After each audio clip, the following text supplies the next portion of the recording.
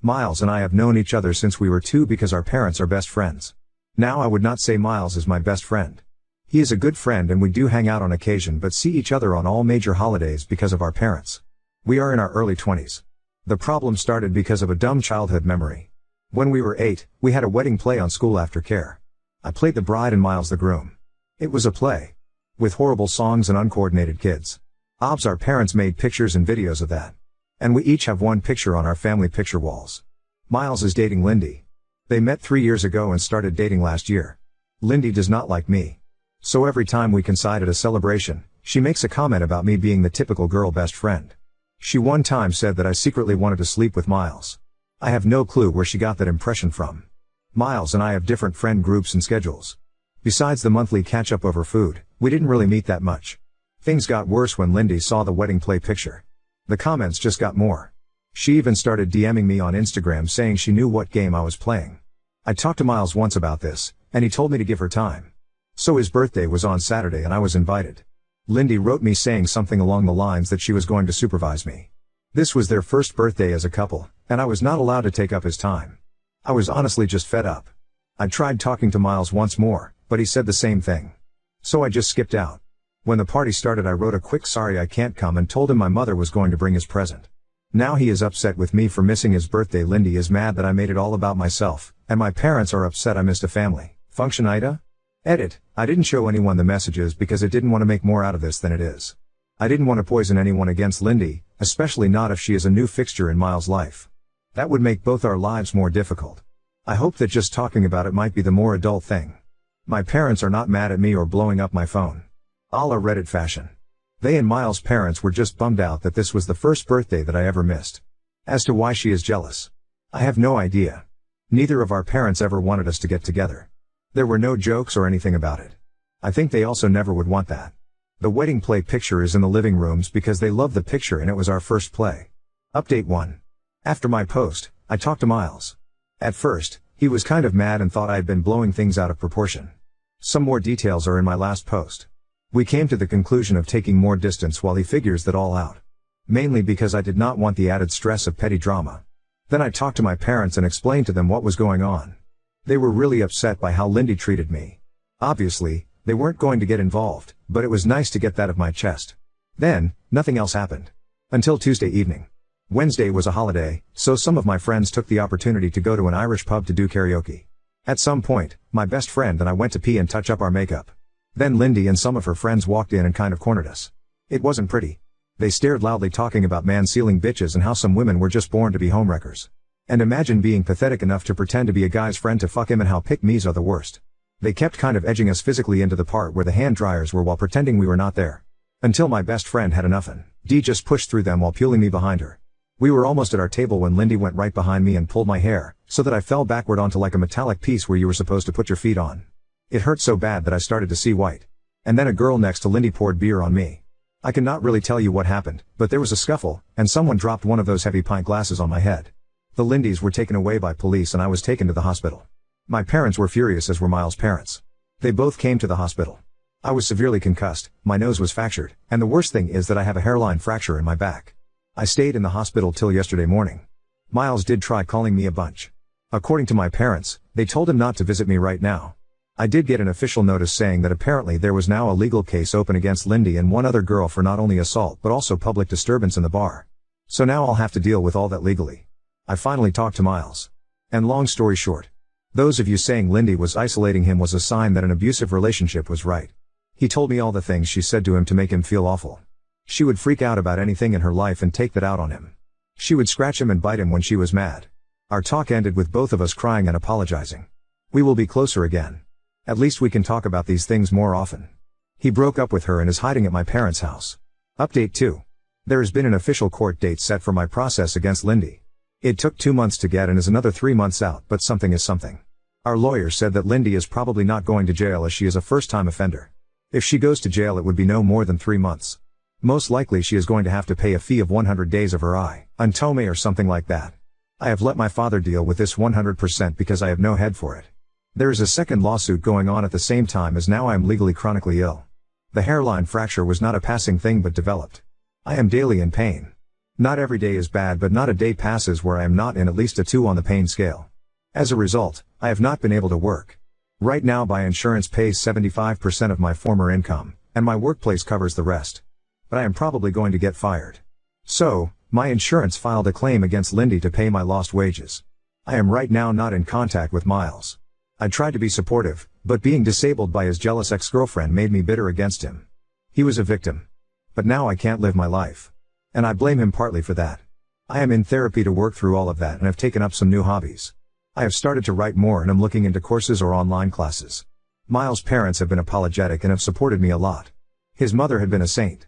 She volunteered to drive me everywhere, and I have actually become friends with her. We even went to see Deadpool and Wolverine. She is a Sahyu, so we have a lot of time. One of Lindy's friends reached out through my lawyer, offering a testimony against her own friend. She also sent a letter apologizing. To make it short, Lindy had told them I was bullying her and that Miles had once already cheated on her with me. Update 3. Hey everyone. So, here we are again. And yeah, things have moved along, but honestly, I'm just tired. The first court date? It came and went. It was my insurance company versus Lindy, and surprise, surprise, she lost. She's on the hook for most of my lost wages, which is nice, I guess. I didn't have to be there the whole time, which I was grateful for because I've had enough of this mess. As for the criminal case, well, we don't even know if we'll end up going to court for that one. My lawyer is handling it, and I've handed the reins over to my dad because honestly, I've had it. I'm no legal expert, and after that insurance loss, Lindy's in a bad spot.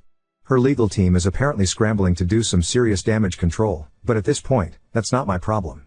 More of Lindy's friends have crawled out of their hidey holes to give testimony. Turns out this wasn't her first rodeo. Another girl came forward with evidence of Lindy pulling similar stunts back in high school. This poor girl was just sitting next to Lindy's then boyfriend, being a normal human, and Lindy went off the rails, starting rumors and spreading literal breadcrumbs on her table to trigger her celiac disease. Yeah, she's that kind of psycho. No one could prove it at the time, but now, with all these friends popping up, it's all coming to light. And believe me, these girls didn't have some moral epiphany. They're just terrified of getting fired or having anything negative pop up in their records. The receipts are coming out, and it's getting uglier by the day. Now, let's talk about Miles, because that's a whole other dumpster fire. I'm still not speaking to him. Turns out he's known for a while that Lindy was threatening him with bad things if he didn't cut me off and make his parents stop talking to me. And this idiot laughed it off. Thought she meant breaking up with him or something. But no, she was dead serious, even started stalking me and one of his cousins. She made some fake profile and was sending cryptic messages to his cousin. What did Miles do? Talked her down. Yeah, that's it. She kept giving him ultimatums, and he just rolled with it. So, yeah, I'm even angrier at him now. He knew she was unhinged and didn't do a damn thing about it. He let her spiral while I got dragged through the mud. His dad finally got involved and dragged him to the police, where they filed reports about all the crap Lindy pulled. They have evidence now from the stuff with Hi's cousin and even photos from when Lindy got physical with him. So, at least something's happening on that front, but it's too little, too late if you ask me. As for Lindy, well, she's gone radio silent. Except for TikTok, of course. My friends keep sending me her cringy videos, and it's honestly kind of disturbing. She's acting like nothing's happening, like her whole life isn't unraveling. She's got a new boyfriend now, and they're making those awful lip-sync videos together. I think she's living at his place, but who knows? Maybe her parents cut her off. Wouldn't be surprised. Oh, and the guy? Yeah, one of my friends looked him up. Let's just say he fits right into her pattern. As my grandma would say, there's a lid for every pot. On the health front, still nothing good to report. My pain hasn't improved, and I'm now waiting for a surgery appointment, which looks like it'll be early 2025. The pain is radiating to my left hip now, which is just great. I feel like that sad little dog from the Black Cauldron. But, hey, silver lining, I've made friends with a few of the nurses who work with me. One of them braids my hair, which is kind of sweet. I'm also seeing a physiotherapist regularly, mostly for massages at this point. It helps, but some days I feel like I'm just patching myself together with duct tape. The therapist suggested I start doing pool exercises, so now I'm in an aqua aerobics class for seniors. No, there isn't a disability-specific class in my town, and frankly, I didn't feel like looking too hard. The old ladies are a riot, though. Well, except for one who always looks miserable, but honestly, I'm not one to talk. One piece of good news, I finally got approved for a wheelchair. So, at least I can go out with my friends without feeling like my body is falling apart after an hour. I've also been taking a few university courses for fun and playing way too much Fallout. So, there's that. And that's where we are. It's still a mess, but I'm just doing and I can to get through it. Now on to second story. Confronted the doorway blocking lawyer, enlisted my coworkers to identify him, and reported him to building management an hour. There's this guy, 50s, who works at a different company in the same business building as my company who blocks the doorway by leaning against one side and extending his arm out across it, if a woman happens to be arriving at a doorway at the same time as him. Never says anything. Just does this eye contact smile thing for maybe 3 seconds and then allows us to go through. Today it was finally my turn. I got to the main building door right after him, so instead of holding it open so it didn't close in my face like most people do, he just holds it open and stands there with a smug smile. It makes me nervous. I go, can please enter the building? I need to clock in and he does this whole wow, geez, fine, sorry before stepping aside, still holding the door open for me, so I said stop doing that. We all hated and just went in. As soon as I turned the corner from the lobby I half ran to the stairwell so I wouldn't have to share the elevator with him. I don't even know what firm he works for. According to my closest coworker, HR won't do anything because he's not an employee. Lil update. A male colleague helped us figure out which company he works for by following him up the elevator coming back from lunch. It's a law office on a higher floor. Another coworker took one of your suggestions and wrote an email to the building's management office. I went to my department manager and carefully asked if this sort of thing were to happen, would I report it to our own HR?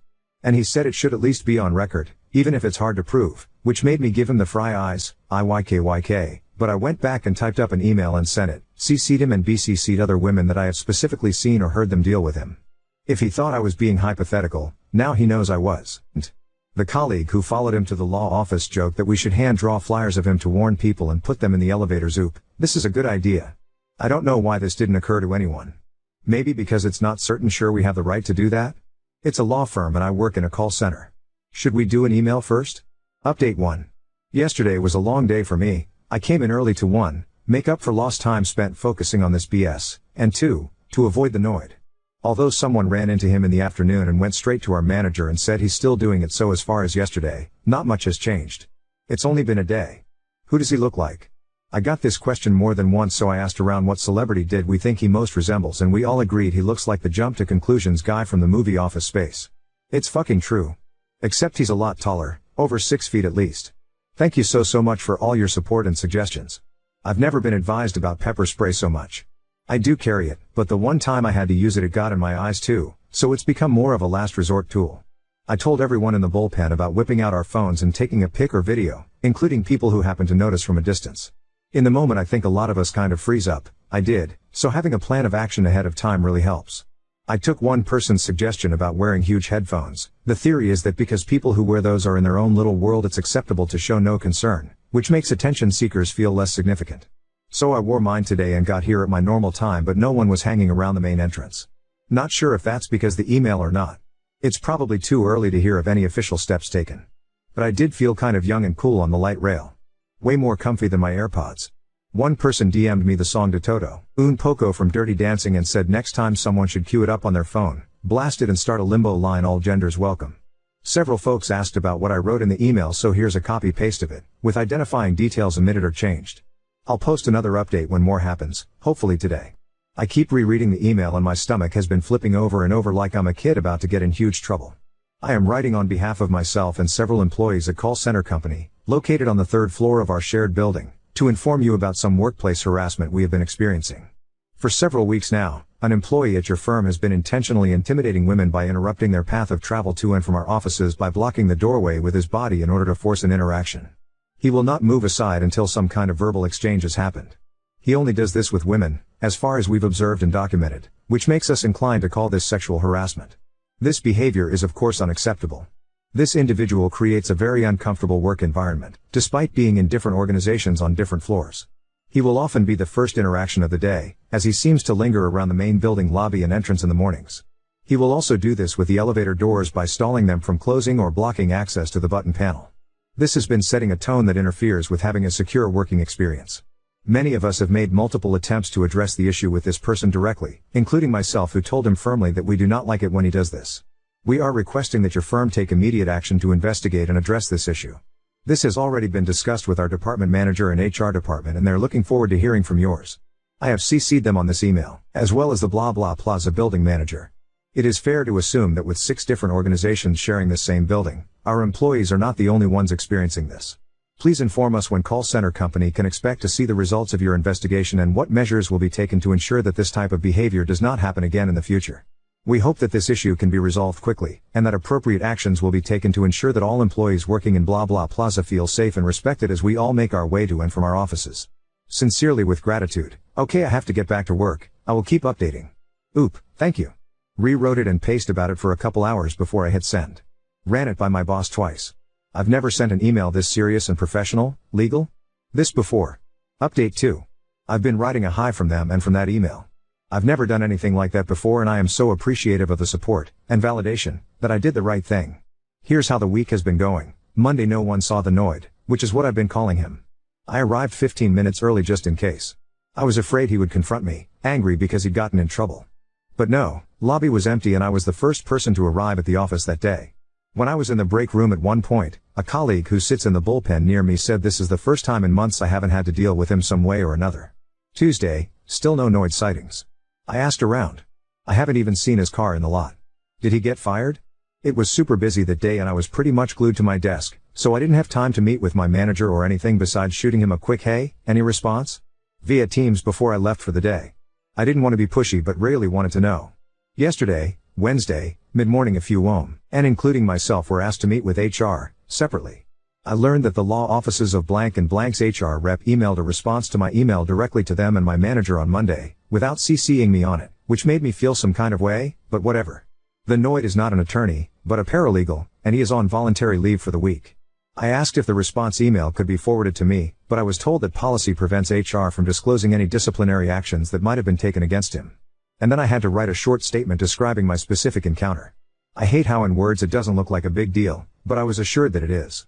A bunch of us went out for cocktails after work and I got to hear what others wrote in their statements, like how he sometimes followed them to their cars trying to talk to them, or how he would stand in the elevator doors preventing them from closing until they heard please. Just EU. Today, Thursday, I just got here and still no Noid. We are all dying to know what happened, if he got fired or transferred or what. No one has been told anything except he chose to take some days off. Maybe this is the law office protecting themselves, Ike? The thing I'm the most afraid of is if he comes back, will he be hostile or retaliate in some way, and I'll have to be brave again and report it. I wish we had a spy in their offices. I'm sorry I don't have more for you. It's kind of anticlimactic, I know. I promise if when I get to know what actually happened to him, I will let you all know. Or if he reappears. I will loop y'all in. Edit to add in, I'm getting a frame for that email for my apartment oop. Wow, I never considered that, thank you. He had big lawyer energy for sure. Now I'm even more relieved he's not. Oop. I know ooh when she said that I was like okay, we're gonna need a round of shots oop, this, exactly. We are all dying to know what happened. I think I said in the original post that another coworker emailed the management at the law office, but she wasn't one of the people that joined us for drinks and I don't know if, when she had her HR meeting. I don't want to ask, either, because she's probably just as on edge as I am and who knows how much worse her encounters were. The fact that she was fed up enough to communicate with them directly is heavy. My guess is, and I've been ruminating on this obsessively, between my email and hers, and our other male coworker following him to see where he worked, they must have gotten a pretty good description and was identified. Identity was verified from the info in the emails. He does this to women in his own office and someone in HR immediately knew who we must have been referring to. Maybe even because he's been reported before but with plausible deniability, like how I'm learning all these legal terms? I'm seriously considering going back to school and getting a law degree at 50, how insane is that? No one was identified, but maybe a company-wide reminder went out about reporting sexual harassment. At my job we have to do these video trainings on stuff like this every year or so maybe they had a meeting or a mass email. This isn't the case but for a couple of days I was really worried that what if maybe the Noid was their HR rep? And was like oh shit and just noped right on out of town. Oop, I did physically describe him in my email, but omitted it in the copy-paste of it here for privacy. I omitted what I thought might be identifying details. The internet is just too savvy.